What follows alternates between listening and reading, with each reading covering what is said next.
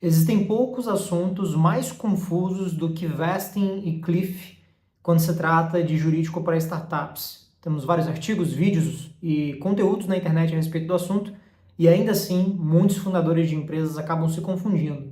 Neste vídeo eu quero te explicar exatamente o que é o vesting, o que é o cliff, o famoso cliff, e como você pode implementar estes mecanismos e contratos na sua empresa. Meu nome é Lucas Mantovani, eu sou cofundador aqui da Safe, advogado de startups. Se você está chegando agora aqui no nosso canal, peço para que você se inscreva e acompanhe também os outros conteúdos que a gente publica aqui, para que você possa olhar para o jurídico da sua startup, da sua empresa, com um olhar um pouco diferente, priorizando aquilo que faz a sua empresa crescer. O vesting e o cliff são instrumentos, mecanismos muito comuns no mercado de startups para que você possa atrair e reter bons talentos, atrair colaboradores-chave, reter pessoas que são fundamentais para o seu negócio e muitas vezes, inclusive, utilizar esses mecanismos com sócios, para que você possa, através desses mecanismos, garantir que eles vão realmente se envolver no projeto, que eles vão se engajar. Mas o que afinal é o vesting? Eu já falei algumas vezes aqui no nosso canal que o vesting, muito mais do que um contrato, ele é um mecanismo. E como mecanismo, ele se encaixa em vários contextos diferentes. Você não vai ver o vesting apenas naquele contrato de vesting puro. Você pode encontrar ele dentro de contratos de opção de compra, dentro de contratos ou acordos com conselheiros, com advisors, com até mesmo investidores. Alguns até gostam de utilizar. É muito raro você ver isso, mas eu já ouvi investidores dizendo que já utilizam o vesting em seus contratos, até para mostrar para os fundadores algum nível de comprometimento real com o projeto. A gente tem o vesting dentro de acordos de sócios, memorando de entendimentos e todos os instrumentos que eventualmente demandam um mecanismo como este, você vai notar que existe a presença do vesting. E o vesting nada mais é do que um mecanismo de aquisição de participação, ou seja, você vai adquirindo gradualmente essa participação mediante o cumprimento de alguns requisitos. Esses requisitos, e aí entra a mecânica do jogo, podem ser estipulados livremente entre as partes.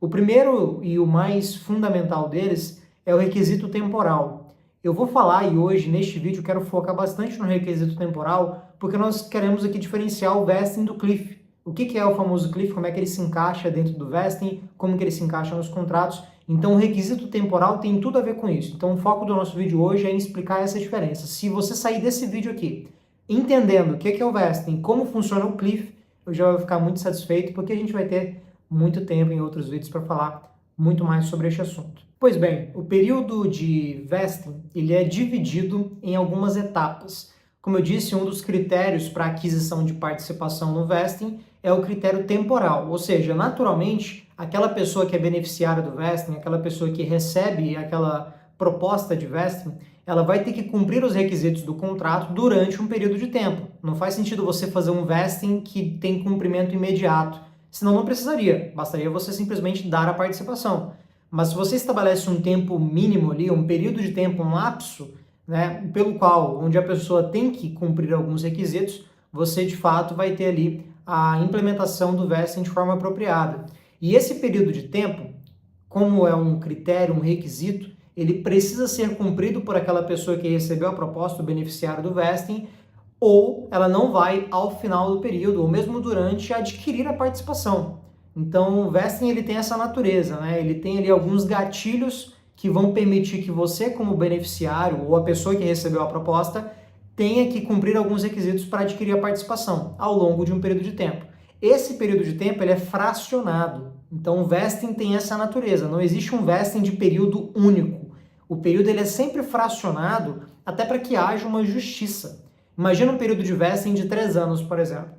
Imagina que você coloca que a pessoa só vai adquirir a participação ao final dos 3 anos se ela cumprir aqueles 3 anos bonitinho, ou seja, ela tem que cumprir o período inteiro para adquirir aquela participação que foi proposta. Imagina que com 2 anos e 10 meses de contrato, você simplesmente decide rescindir aquele contrato. Aquela pessoa vai sair de mãos abanando? Percebe como às vezes até desequilibra um pouco o jogo, né? Então a proposta do vesting ser fracionado é para você trazer um pouco de equilíbrio e gerar aquele senso de progresso. A pessoa vai adquirindo gradualmente essa participação sem que aquilo impacte naturalmente a empresa e sem que aquilo também gere algum tipo de frustração por parte de quem está cumprindo os requisitos. Então, o período de vesting, esse período temporal, que pode ser de 2, 3, 4, 5 anos, geralmente o período é de 3 ou 5 anos, a gente vai fracionar ele em etapas. A primeira etapa do vesting é o que nós conhecemos como cliff. Então, para sanar essa dúvida, o que é o cliff, como é que ele se encaixa no vesting, basta você pensar que como o vesting é um período de tempo específico, a primeira etapa do vesting, eu vou colocar daqui que é melhor, né? Vocês estão me vendo aí, melhor daqui para cá. Aqui é a primeira etapa do período de vesting, é o que a gente chama de cliff.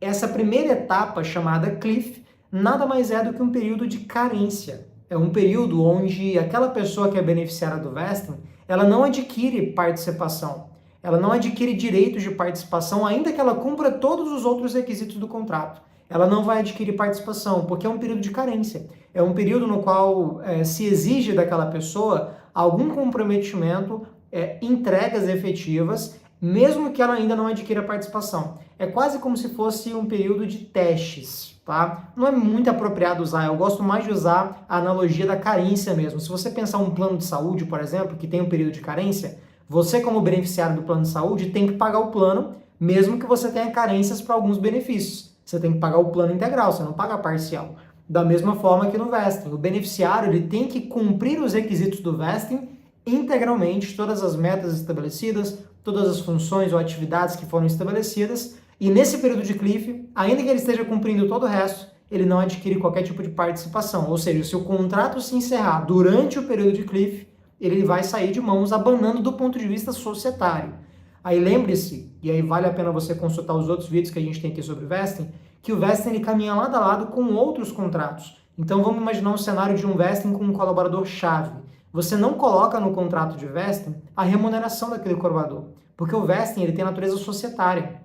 Você vai trabalhar a remuneração dele em um contrato de prestação de serviços. O vesting ele vem para ditar as regras de adquirir, ou as regras para a pessoa adquirir participação societária. Então tem natureza societária. Sendo assim, se você tem um vesting e ele é encerrado no período de cliff, a parte societária, aquele beneficiário não vai ter direito nenhum. Ele só tem direito, é claro, a uma remuneração que foi estipulada, alguma coisa assim. Não tem uma coisa, não tem nada a ver com a outra. Agora, do ponto de vista societário, a pessoa realmente ela vai sair sem ter direitos ali em relação à participação efetivamente que foi prometida. Depois do período de cliff é que se começa um prazo onde é realmente adquirido, o que a gente chama de período aquisitivo. Depois do cliff começa um período aquisitivo. É muito comum, por exemplo, em contratos de vesting de 3 anos no total, você ter 6 meses de cliff e ali o período de 2 anos e meio de aquisitivo. Você pode fracionar esse período aquisitivo ainda, mas ali você divide dessa forma. Se o vesting é de 4 ou 5 anos, a gente costuma recomendar que você estabeleça um cliff de 12 meses. É realmente uma boa prática de mercado, é uma forma de você privilegiar o cap table da sua empresa, proteger o cap table da sua empresa, afinal de contas, em startups, cap table é fundamental.